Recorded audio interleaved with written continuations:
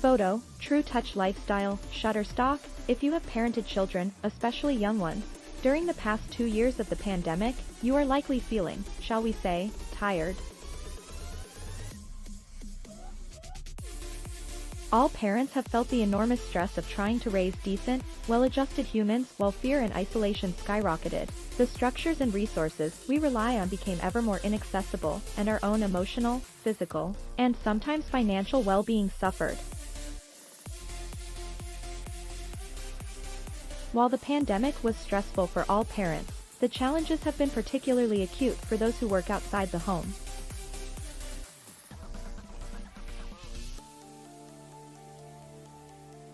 Between unpredictable daycare closures, virtual learning, with kids who can't sit still or read, much less type, and COVID tests and quarantining at the onset of every cough, our ability to hold down and perform a paying job has been severely tested.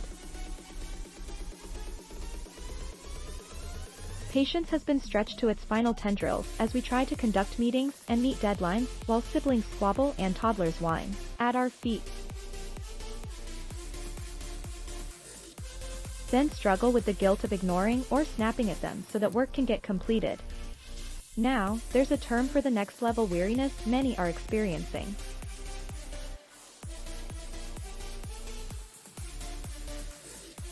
A new report conducted by Ohio State University has found that 66% of working parents meet the criteria for parental burnout. The report, based on an online survey of 285 working parents, was conducted between January 2021 and April 2021. The report summarizes, many parents, especially working parents whose children were sheltered at home with them for more than a year, feel the experience has taxed or broken them in some way. What is parental burnout?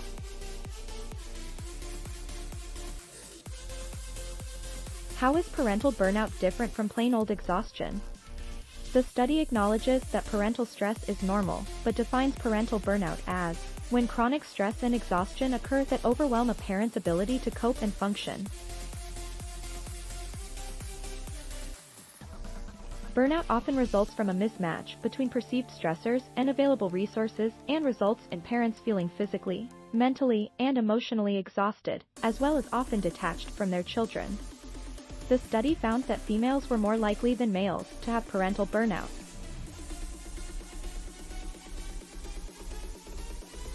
(68% of females reported burnout versus 42% of males.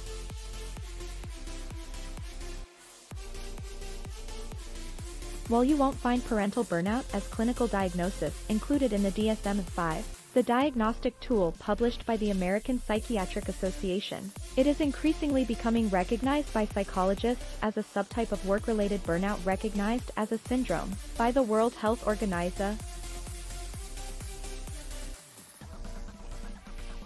Signs of parental burnout. Dr. Jennifer Yen, a psychiatrist at UT Health Houston, told the New York Times, as with burnout, parental burnout is defined as physical, emotional, and mental exhaustion due to the ongoing demands of caring for one's children. While many parents would simply describe this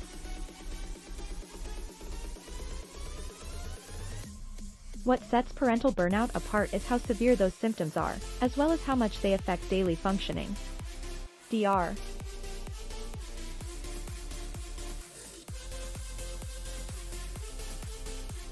Yen also noted other red flags that are specific to parental burnout, like feeling angry or resentful about having to care for your children, and starting to isolate from them physically or emotionally. Parents with burnout may also feel trapped or fantasize about leaving, she added. How to determine if you have parental burnout, and why it matters. In addition to general feelings of fatigue, anger, malaise, or resentment, the OSU report, written by Kate Golick, Associate Professor of Clinical Neuro. The scale asks working parents to rank statements like, I lose my temper easily with my children, and, I feel overwhelmed trying to balance my job and parenting responsibilities, on a scale from not at all to very much so. The study authors found that burnout was strongly associated with DEP. Parental burnout is associated with children's internalizing, externalizing, and attention behaviors. For example, feeling sad or unhappy, internalizing, fighting with/teasing other children, externalizing, and inability to sit still/trouble concentrating, attention. If you're seeing an increase in these behaviors from your child, parental burnout may be at least partially to blame.